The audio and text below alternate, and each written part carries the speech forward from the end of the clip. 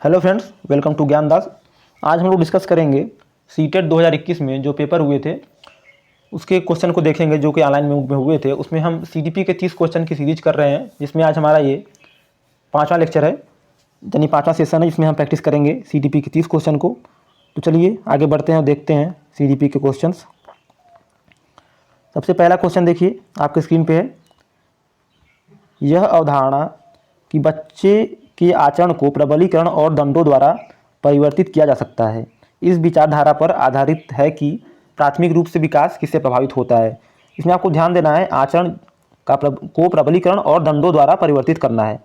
तो इसका जो आपका देखेंगे, पहला ऑप्शन है केवल आनुवांशिकता, दूसरा है आनुवांशिकता और वातावरण, तीसरा है केवल वातावरण, चौथा है न तो आनुवांशिकता और न ही वातावरण।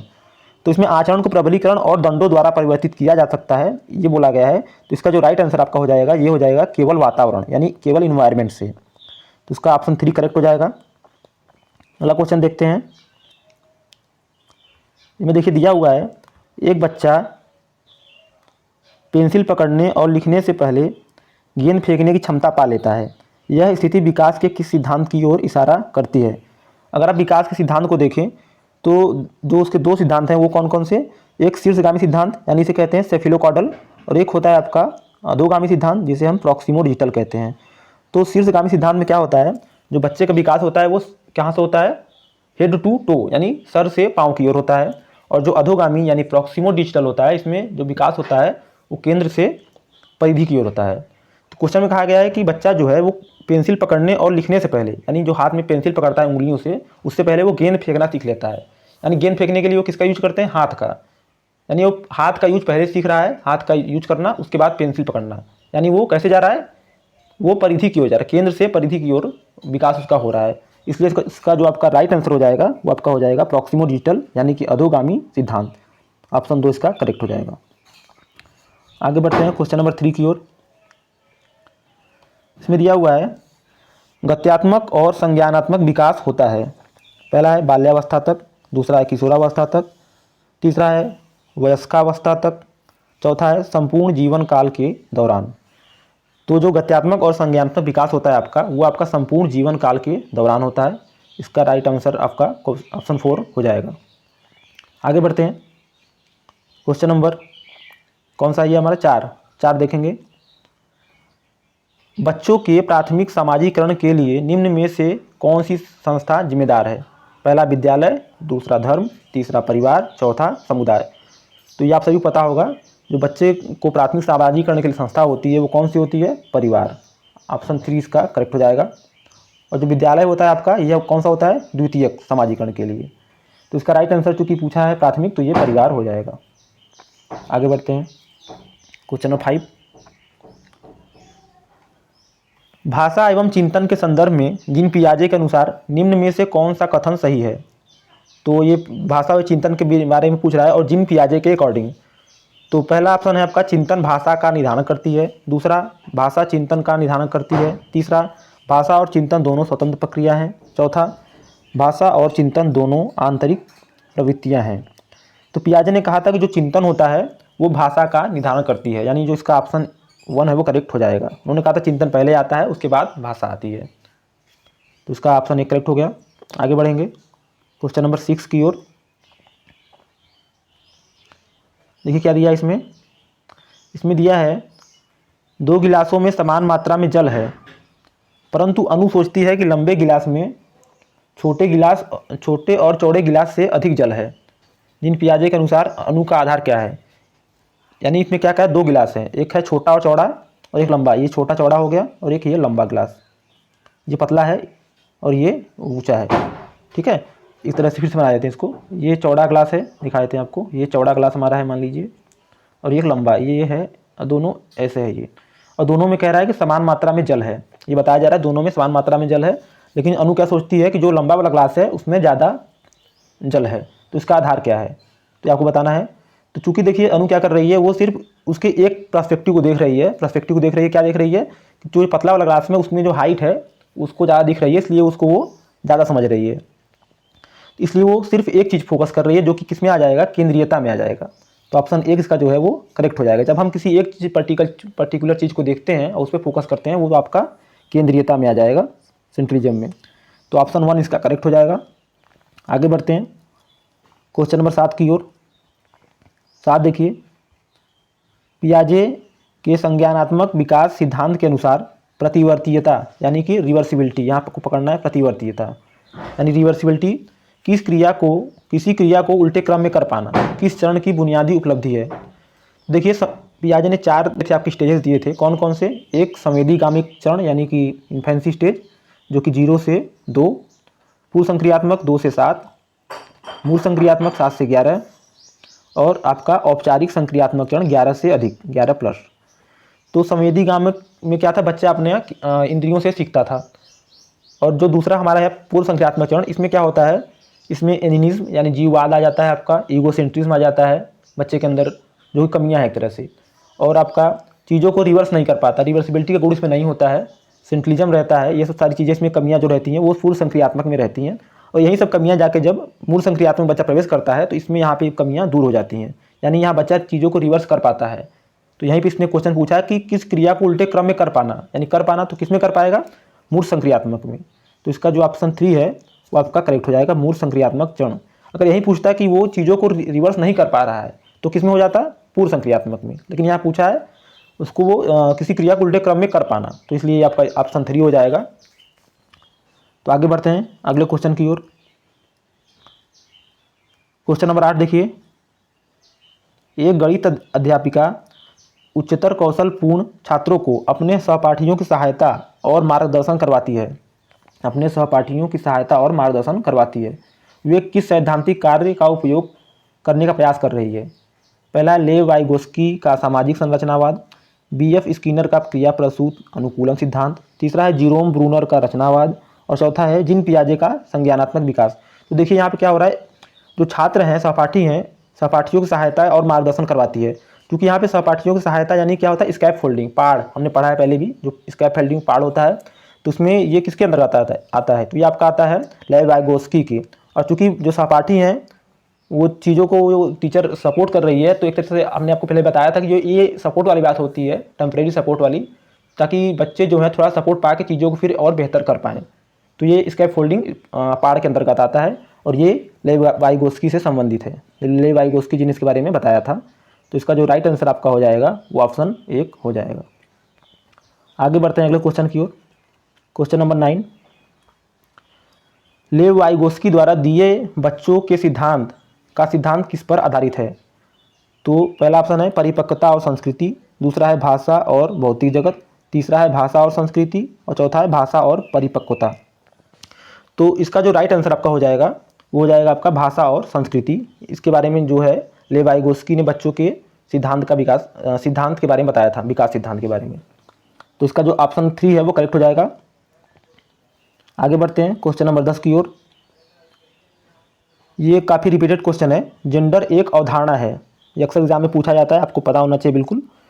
जेंडर एक अवधारणा है तो बताना है आपको, पहला मनोवैज्ञानिक, दूसरा है जैविक, तीसरा है सामाजिक, और चौथा है शारीरिक।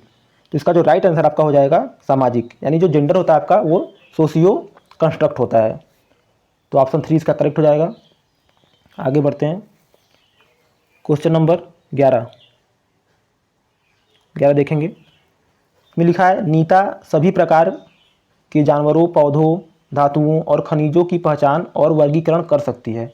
हावर्ड गार्डनर के बहुबुद्धि सिद्धांत के अनुसार वह कौन सी बुद्धि का प्रदर्शन कर रही है? तो आप यहाँ पे देखेंगे नीता जो है सभी प्रकार के जानवरों, पौधों, धातुओं, खनिजों का पहचान कर रही है, जो कि क्या है, सब प्राकृतिक चीज़ें हैं। जब भी आप इस तरह से जो क्वेश्चन आए, और ये हावर्ड गार्डनर के बारे में जब ये क्वेश्चन आते हैं बुद्धि के बारे में, तो ये चीज़ें उन्हीं से रिलेट करती हैं। जैसे कि हम भाषा का विकास के बारे में बात करते हैं, भाषा के बारे में, और अंतर व्यक्ति दूसरों के बारे में हम जानना करते हैं, तो वो आपका अंतर व्यक्तित्व हो जाता है। और खुद के बारे में जब करते हैं, इसी प्रकार इंटरपर्सनल, हमने आपको पहले ही बताया था, ये सब सारी चीज़ें। इन्होंने, जो हावर्ड गार्डनर थे, इन्होंने 8 प्रकार की बुद्धि बताई थी। तो उन्हीं 8 प्रकार में से एक प्रकार ये भी है आपका, चूँकि इसमें जानवर, पौधे, धातुओं, खनिजों की बात की गई है, जो कि प्रकृति से रिलेटेड है। तो ये आपका किस में आ जाएगा? ऑप्शन 2 देखिए, प्रकृतिवादी। ऑप्शन 2 इसका करेक्ट हो जाएगा। आप लोग हावर्ड गार्डनर के बारे में पढ़ लीजिएगा अच्छे से, इसके क्वेश्चन एग्जाम में हर बार पूछे जाते हैं अक्सर। आगे बढ़ते हैं क्वेश्चन नंबर 12। कक्षा में व्यक्तिक भिन्नताओं को संभालने हेतु एक प्राथमिक शिक्षा को निम्न में से क्या करना चाहिए। पहला है, कक्षा में सबके लिए कड़े नियम बनाने चाहिए।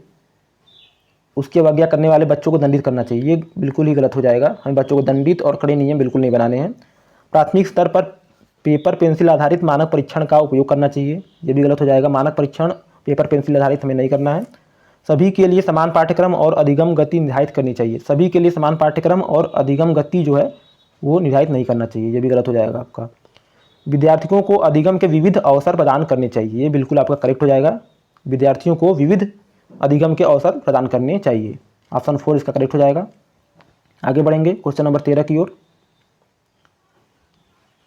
देखिए, 8 वर्षीय रोहित को लगता है कि चोरी करना गलत है, क्योंकि चोरी करने के व्यवहार की वजह से दूसरे निष्कासित कर देंगे।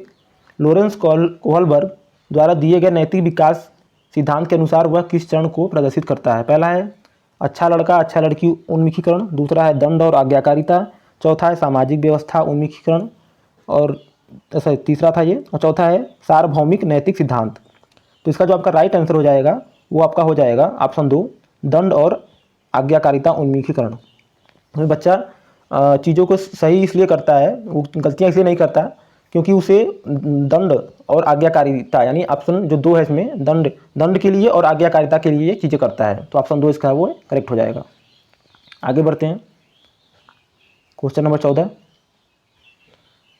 बच्चों द्वारा पूरे वर्ष के दौरान किए गए विभिन्न कार्यों का संग्रहण जिसका लक्ष्य उनके प्रदर्शन का रिकॉर्ड करना कहलाता है। पहला है रूब्रिक, दूसरा है फाइल, तीसरा है आंकड़ों का प्रपत्र, चौथा है पोर्टफोलियो। तो देखिए, जो बच्चों द्वारा पूरे वर्ष के दौरान विभिन्न कार्यों का संग्रहण होता है उसके लिए एक जो फाइल बनाई गई होती है उसे कहते हैं पोर्टफोलियो। पोर्टफोलियो में क्या होता है, बच्चे के जो विभिन्न एस्पेक्ट होते हैं, चीज़ें होती हैं, उनमें उसको दर्ज किया गया रहता है, जिससे कि जब अगली क्लास में बच्चा जाता है तो कोई टीचर आता है तो उसके पोर्टफोलियो को देख के बच्चे की अधिगम क्षमताओं को और उनकी कमियों को, उनकी अच्छाइयों को जान सके। तो इसका जो राइट आंसर होगा आपका पोर्टफोलियो 4।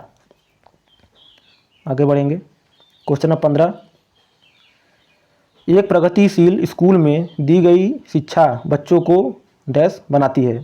पहला है सक्रिय अन्वेषक, दूसरा है सक्रिय अनुयायी, तीसरा है निष्क्रिय अनुयायी, चौथा है निष्क्रिय अन्वेषक। तो प्रगतिशील स्कूल की बात हो रही है तो इसमें बच्चे को शिक्षा क्या बनाती है, सक्रिय अन्वेषक। दी गई शिक्षा बच्चों को सक्रिय अन्वेषक बनाती है। ऑप्शन 1 इसका करेक्ट हो जाएगा। क्वेश्चन नंबर 16 देखिए, प्रवाह विस्तारीकरण और लचीलापन निम्न में से किसके लक्षण हैं। ऑप्शन 1 है आत्म केंद्रीकरण, दूसरा है बाह्य अभिप्रेरणा, तीसरा है सृजनात्मकता, चौथा है कार्यात्मक अटलता। तो इसका जो राइट आंसर आपका हो जाएगा, तो इसका राइट आंसर आपका कौन सा हो गया, सृजनात्मकता। ऑप्शन 3 करेक्ट हो जाएगा। यानी प्रवाह विस्तारीकरण और लचीलापन किसके लक्षण हैं, तो ये आपका सृजनात्मकता यानी क्रिएटिविटी। Option 3 correct. आगे बढ़ेंगे, शारीरिक चुनौती अनुभव करने वाले विद्यार्थियों के समावेशन हेतु क्या जरूरी है। पहला है मानकीकृत पाठ्यक्रम, दूसरा है आधारभूत अभिगम्यता, तीसरा है अधिकारियों का स्थिर दृष्टिकोण, चौथा है विशेष स्कूलों में स्थापन। तो जो शारीरिक चुनौती अनुभव करने वाले विद्यार्थी होते हैं उनके समावेशन के लिए आधारभूत जो आपकी अभिगम्यता होती है वो जरूरी होती है। तो ऑप्शन इसका जो 2 है वो आपका करेक्ट हो जाएगा। आगे बढ़ेंगे क्वेश्चन नंबर 18 की ओर। पठन वैकल्य को निम्न में से किस वर्ग में सम्मिलित किया जाता है। तो ये जो हमारी लर्निंग डिसेबिलिटीज़ होती हैं उसको कह रहा है किस में सम्मिलित किया जाता है। तो ये आपका देखिए ऑप्शन 4 दिए गए हैं। पहला है अधिगम विकारों का बहुक्रम, दूसरा है हल्की मानसिक मंदता, तीसरा है मनोसामाजिक विकारों का बहुक्रम, और चौथा है बाल्यावस्था की सामान्य ज्ञामक अक्षमताएं। इसका जो राइट आंसर आपका हो जाएगा फर्स्ट हो जाएगा अधिगम विकारों का बहुक्रम। आगे बढ़ेंगे, अगला क्वेश्चन देखिए। अच्छा क्वेश्चन नंबर 19 देखेंगे हम लोग अब। निम्न में से कौन सा समावेशी अध्यापन का सिद्धांत नहीं है। तो पहला है समता, दूसरा है पृथकीकरण और नामीकरण, तीसरा है विभिन्नताओं के अनुसार तंत्र अनुकूलन, और चौथा है व्यक्तिगत विविधताओं को अपनाना। तो आप इसमें देखेंगे जो पहला है समता, ये तो सही है, यानी जो हम समावेशी अध्यापन करते हैं तो इसमें समता होनी चाहिए। और ये देखिए तीसरा विभिन्नताओं के अनुसार तंत्र अपनाना, यानी विभिन्नता डाइवर्सिटीज़ को हमें अपनाना होता है, ये भी सही है। और चौथा है व्यक्तिगत विविधताओं को अपनाना, यानी जो व्यक्तिगत, चूँकि हमने पढ़ा है कि इंडिविजुअल डिफरेंसेस होते हैं प्रत्येक व्यक्तियों में, तो उसको भी हमें अपनाना चाहिए और मानना चाहिए। और हमें क्या नहीं करना चाहिए, पृथकीकरण और नामीकरण, ये हमें जो है समावेशी अध्यापन का सिद्धांत नहीं है, तो ये आपका गलत हो जाएगा। तो इसमें पूछा क्या है, नहीं, तो इसलिए इसका जो राइट आंसर आपका हो जाएगा वो आपका हो जाएगा पृथकीकरण और नामीकरण। आगे बढ़ते हैं क्वेश्चन नंबर 20 की ओर। में देखिए दिया है, कुम्हार समुदाय से संबंधित बच्चे संख्या संरक्षण से पहले द्रव्यमान संरक्षण सीख लेते हैं। ये बिल्कुल करेक्ट कथन है, स्टेटमेंट है ए। दूसरा देखिए आर, अधिगम और विकास एक सामाजिक सांस्कृतिक परिप्रेक्ष्य में होता है, ये भी सही है। और जो आर है आपका वो ए का करेक्ट रीजन है, तो इसलिए इसका जो राइट आंसर हो जाएगा ऑप्शन 1 हो जाएगा। ए और आर दोनों सही है और आर सही व्याख्या करता है ए की। आगे बढ़ते हैं क्वेश्चन नंबर 21 की ओर। जब छात्र एक व्यवहार को अवलोकन द्वारा सीखते हैं तो इस प्रक्रिया में का प्रथम चरण क्या होता है। इसमें कह रहा है जब छात्र है जो है वो किसी व्यवहार को अवलोकन द्वारा देख के जब सीखते हैं तो उसका सबसे फर्स्ट स्टेप जो होता है वो क्या होता है। पहला है प्रतिमान की क्रियाओं को याद रखना, दूसरा है प्रतिमान पर ध्यान केंद्रित करना, तीसरा है अपने द्वारा अनुकरण किए गए व्यवहार का आकलन, और चौथा है प्रतिमान के व्यवहार को दोहराना और अभ्यास करना। तो जब अवलोकन द्वारा हम चीज़ों को सीखते हैं तो इसमें सबसे जो फर्स्ट स्टेप आपका होता है वो होता है प्रतिमान, यानी कि जो मॉडल होता है उस पर ध्यान केंद्रित करना, जो कि ऑप्शन ए में है वो करेक्ट हो जाए, सॉरी जो ऑप्शन 2 है आपका वो करेक्ट हो जाएगा, प्रतिमान पर ध्यान केंद्रित करना। आगे बढ़ेंगे क्वेश्चन नंबर 22। अधिगमकर्ताओं द्वारा की गई त्रुटियों को समझना एक अध्यापिका के लिए महत्वपूर्ण होता है क्योंकि वह कमज़ोर और तीव्र छात्रों की पहचान कर सकता है, गलत। वह अधिगमकर्ताओं की चिंतन प्रक्रिया को समझ सकती है, ये आपका हो सकता है। दूसरा आगे बढ़ के देखते हैं, वह अधिगमकर्ताओं की लापरवाही के बारे में अभिभावकों को सूचित कर सकती है, ये गलत हो जाएगा। तीसरा है वह अधिगमकर्ताओं को पृथक और श्रेणीबद्ध कर सकती है, हमें कभी भी पृथक्करण और श्रेणीबद्ध छात्रों को नहीं करना है और न तो अभिभावकों को इसमें इन्वॉल्व करना है कि आप जो उसमें गलतियाँ की हैं, क्योंकि जो गलतियाँ होती हैं हमने आपको बार बार बताया है वो बच्चे की जो लाइफ होती है, जो लर्निंग होती है उसका एक प्रोसेस है और बच्चे उसे सीखते हैं और टीचर को भी उसमें हेल्प मिलती है कि बच्चे में किस तरह की कमियां हैं और उसे किस मेथड से या किस विधि से किस तरह से पढ़ाया जाए कि वो उसको सीख सके, तो उसके लिए एक संसाधन होती है। तो ऑप्शन 2 देखिए, वह अधिगमकर्ताओं की चिंतन प्रक्रिया को समझ सकती है, यानी जो बच्चे सीख रहे हैं, अधिगम कर रहे हैं, उनकी जो थॉट प्रोसेसिंग है, थिंकिंग प्रोसेसिंग है, उनको वो समझ सकती है। तो इसका जो राइट आंसर आपका हो जाएगा वो आपका हो जाएगा 2, यही आपका महत्वपूर्ण है अध्यापिका के लिए। आगे बढ़ के देखते हैं क्वेश्चन नंबर 23। राष्ट्रीय शिक्षा नीति 2020 के अनुसार अधिगम डैश होना चाहिए, तो कैसा होना चाहिए, विषय वस्तु अभिमुखी, दूसरा है पाठ्य पुस्तक केंद्रित, तीसरा है प्रयोगात्मक और चौथा है व्यवहारात्मक। तो जो देखिए आपका राष्ट्रीय शिक्षा नीति 2020 है उसके अनुसार अधिगम होता है आपका वो कैसा होना चाहिए, प्रयोगात्मक होना चाहिए, यानी एक्सपेरिमेंटल होना चाहिए। तो ऑप्शन इसका जो 3 है वो करेक्ट हो जाएगा। आगे बढ़ते हैं क्वेश्चन नंबर 24 की ओर। परीक्षा शुरू होने से पहले तन्वी गहरे लंबे श्वास भरती है, दुश्चिंता से निपटने के लिए वह खाली स्थान है तकनीक का इस्तेमाल कर रही है। पहला है समस्या समाधान, दूसरा है भाव नियमन, तीसरा है परिहार्यता, चौथा है खंडन। तो इसका जो राइट आंसर आपका हो जाएगा वो हो जाएगा आपका भाव नियमन। उस टाइम जो हमारे इमोशन होते हैं, हमें जो एग्जाम में हम बैठते हैं परीक्षा शुरू होने से पहले, तो हमारे अंदर एक डर भय आ जाता है जो कि आपका एक भाव नियमन है, इसके अंतर्गत आता है। तो इसका जो राइट आंसर आपका हो जाएगा वो भाव नियमन करने के लिए क्या कर रही है, तन्वी गहरे लंबे सांस भरती है, इसका ऑप्शन 2 है वो करेक्ट हो जाएगा। आगे बढ़ते हैं क्वेश्चन नंबर 25 की ओर।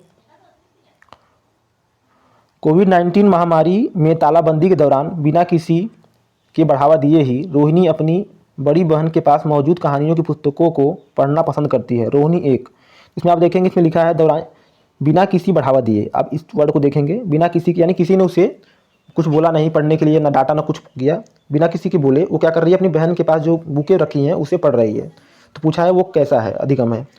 तो पहला लिखा है प्रतियोगात्मक अधिगम करता, ये गलत हो जाएगा। दूसरा स्वप्रेरित अधिगम करता है, ये बिल्कुल करेक्ट हो जाएगा, क्योंकि वो क्या है खुद से, यानी इंटरनली मोटिवेट हुई, उसके अंदर खुद से विचार आया, इंटरेस्ट आया पढ़ने का चीज़ों को, तो उसने पढ़ा, ना कि किसी दूसरे एक्सटर्नल के द्वारा। तो इसलिए वो स्वप्रेरित अधिगम करता है। तीसरा भी देख लीजिए, प्रदर्शन अभिमुखी अभिकरण करता है, ऐसा भी नहीं है, ये गलत है, प्रदर्शन के लिए वो नहीं पढ़ रही है, प्रदर्शन अभिमुख के लिए। चौथा है बाह्य प्रेरित, ऐसा भी कुछ नहीं है, कोई बाह्य प्रेरित नहीं था। तो इसका जो राइट आंसर आपका हो जाएगा वो आपका ऑप्शन 2 हो जाएगा, स्वप्रेरित अधिगम करता। आगे बढ़ेंगे क्वेश्चन नंबर 26 की ओर। बच्चों द्वारा ग्रहित वैकल्पिक संकल्पनाएं और भ्रांतियां क्या दर्शाती हैं? जो बच्चे जो ग्रहण करते हैं वैकल्पिक संकल्पनाएं और भ्रांतियां, वो क्या दर्शाती हैं पूछ रहा है। पहला है अधिगम अक्षमता, दूसरा है किसी संप्रत्यय के बारे में सहज विचार, तीसरा है निराधार दावे, स्थायी संकल्पनात्मक ठहराव। तो जो बच्चे वैकल्पिक संकल्पनाएं और उनके अंदर भ्रांतियां होती हैं, उसका जो सही रीजन होता है वो क्या होता है आपका, किसी संप्रत्यय के बारे में वो सहज विचार बना लेते हैं, इसलिए ऐसा होता है। किसी कॉन्सेप्ट के बारे में सहज विचार बना लेना, तो ऑप्शन 2 इसका जो है वो करेक्ट हो जाएगा। क्वेश्चन नंबर 27 देखेंगे। इसमें दिया है निम्न में से कौन सी शैक्षणिक योजनाएं एक प्राथमिक स्तरीय कक्षा के लिए प्रभावकारी हैं? आपको ध्यान देना है, प्राथमिक स्तरीय कक्षा की बात कर रहा है, कौन सी प्रभावकारी है। पहला है संकल्पना मानचित्रों का इस्तेमाल, बिल्कुल सही बात है। दूसरा देखिए अमूर्त से मूर्त की ओर बढ़ना, ये गलत हो जाएगा, क्योंकि अमूर्त से मूर्त नहीं, हमें मूर्त से अमूर्त की ओर जाना होता है इस स्टेज पे। तीसरा देखिए विविध सामग्रियों प्रावधान, ये भी सही है, क्योंकि विविध सामग्रियाँ हमारे पास होंगी तो बच्चों को हम ज़्यादा बेहतर से दिखा पाएंगे। चौथा देखिए कहानियों और उपाख्यानों का इस्तेमाल, ये भी सही है, यानी पहला, तीसरा और चौथा। तो ये आपका ऑप्शन 2 में देखिए दिया है, पहला, तीसरा और चौथा, तो ऑप्शन 2 इसका करेक्ट हो जाएगा। आगे बढ़ेंगे क्वेश्चन नंबर 28। एक प्राथमिक शिक्षिका अपने छात्रों को सभी जानकारियों को कम से कम 5 बार अपनी कॉपी में लिखने के लिए कहती है। शिक्षण की यह विधि, पहला ऑप्शन है अत्यधिक प्रभावकारी होगी। सबसे पहली बात, हम क्वेश्चन जब पढ़ते हैं, देखिए इसमें एक प्राथमिक शिक्षा अपने छात्रों को सभी जानकारियों को कम से कम 5 बार अपनी कॉपी में लिखने के लिए कह रही है, यानी कि ये क्या हो गया, एक तरह से आपका रोट लर्निंग हो गया, जिसके लिए बिल्कुल ही हमारी जो NCF है, ये सारी चीज़ें हैं साफ साफ इसके लिए मना करती हैं कि हमें रोट लर्निंग नहीं कराना है कभी भी बच्चों को। तो जब ये कह रहा है अत्यधिक प्रभावी है, तो ये पहले ही गलत हो जाएगा, क्योंकि रोट लर्निंग कभी प्रभावी नहीं हो सकती। दूसरा है प्रभावकारी है, यहीं पे ये गलत हो गया, क्योंकि प्रभावकारी हो ही नहीं सकता। तीसरा है प्रभावकारी नहीं है, क्योंकि केवल पूर्वाभ्यास करना अर्थपूर्ण अधिगम के लिए उपयुक्त तकनीक नहीं है। और चौथा भी देख लीजिए, इसमें लिखा है प्रभावकारी नहीं है क्योंकि पूर्वाभ्यास अर्थपूर्ण अधिगम की एक जटिल प्रक्रिया है। तो इसका जो ऑप्शन 3 है वो करेक्ट हो जाएगा, और ये आपका ऑप्शन 4 भी गलत हो जाएगा। तो ये प्रभावकारी नहीं है क्योंकि केवल पूर्वाभ्यास, यानी पूर्वाभ्यास करने से अर्थपूर्ण, यानी जब बच्चा रोट लर्निंग करेगा तो उसे क्या होगा, अर्थपूर्ण अधिगम नहीं होगा कभी भी, इसलिए इसका जो ऑप्शन 3 है वो करेक्ट हो जाएगा। आगे बढ़ेंगे क्वेश्चन नंबर 29। इसमें दिया है निम्नलिखित में से कौन सी योजनाएं समस्या समाधान के लिए प्रभावशाली हैं?